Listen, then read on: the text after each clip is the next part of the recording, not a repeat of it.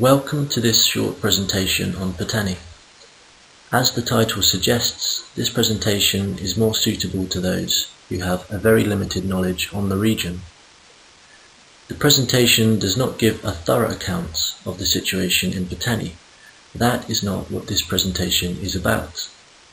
It has been made primarily for those who are interested in knowing the basics behind the escalation of the violence, which has hit the region in recent years, and how the Thai government is dealing with it. The goal of the presentation, as with all of the videos which will be aired on this YouTube channel, is to promote peace and respect for all of the inhabitants of the Patani region.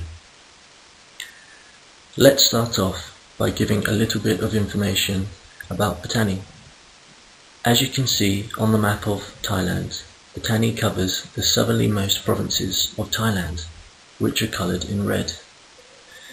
You can also see that Patani is situated where Thailand meets its neighbouring country, Malaysia, both of which have played an important role in the history of Patani.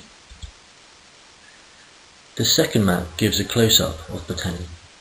It consists of 3 provinces of Thailand, which are Patani, Yala and Narathiwat, which both border Malaysia.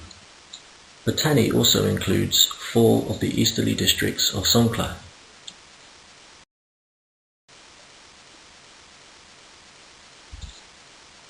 The Patani region is inhabited by around 1.8 million people, roughly 80% of which are Patani Malays in ethnicity and follow Islam, while the majority of the remaining part of the population would call themselves Thais who follow Buddhism. Patani was a Malay kingdom which goes back several hundred years at least, and is said to have experienced its golden age in the 16th century AD.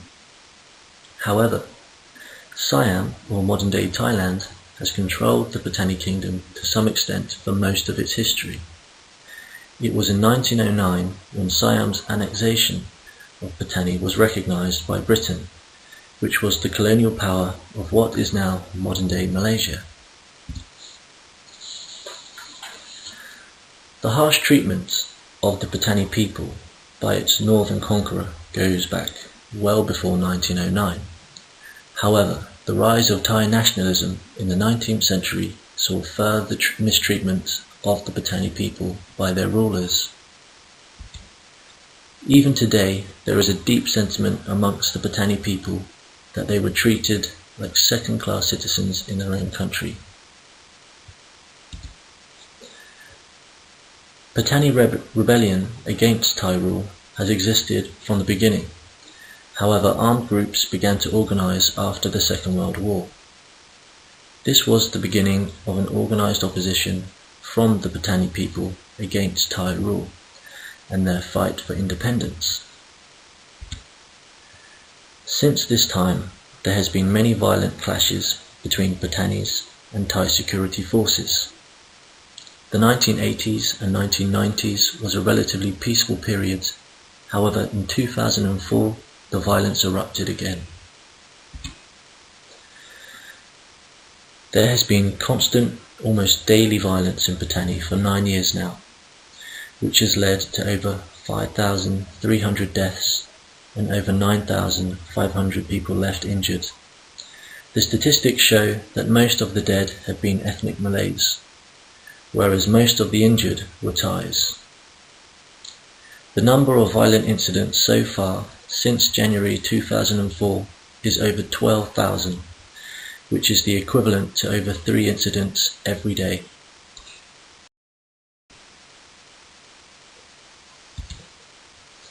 The violence involves drive-by shootings, car bombs, which are often in heavy populated areas, and even the assassination of school teachers. The attacks are said to be carried out by Malay insurgents. However, they have never acknowledged responsibility for any of the attacks or publicly announced any demands. It is believed that they are fighting for independence. The Thai government has been very consistent with its policy towards the Patani region, since it annexed the region over 100 years ago. The goal of assimilating Patani Malays into Thai society became a major part of the government's pursuits, especially during the rise of Thai nationalism in the 1940s.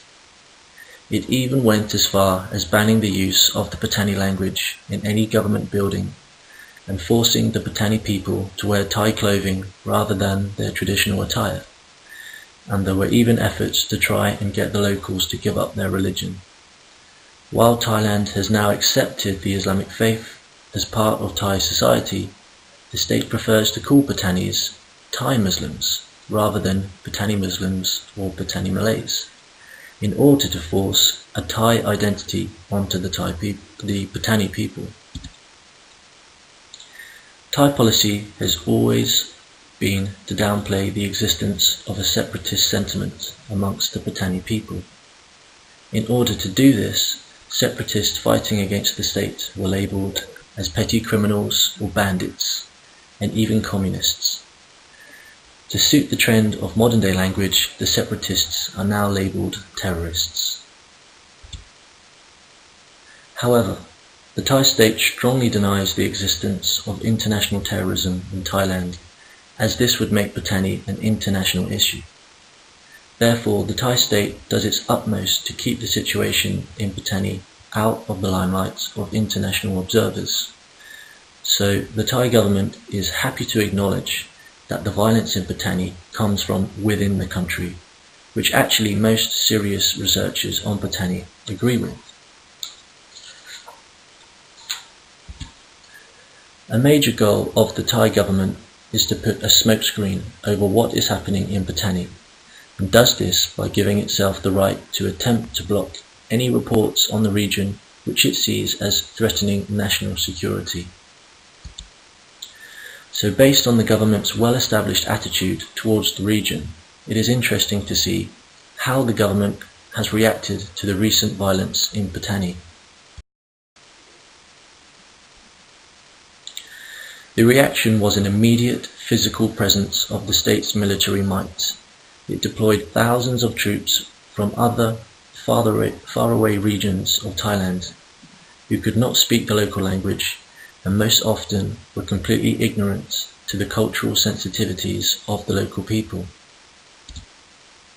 This caused problems for other government strategies made to deal with the unrest in Patani, such as constructing hundreds of checkpoints around the entire region which were manned by the military, and where language barriers often increased tensions between the military personnel and the local people. Martial law was brought in, which was replaced by laws which have even less respect for the human rights of the population. The emergency decree, which was instated in Patani in 2005, allows Thai security forces to arrest and detain anyone for up to 30 days, regardless of whether they are a criminal suspect or not. The emergency decree also allows suspects to be held anywhere, which makes it very difficult to monitor the treatment of the suspects. Buddhist temples are a common choice for detaining suspects, and it has been well documented by groups like Amnesty International that torture has taken place in these unofficial detention centers.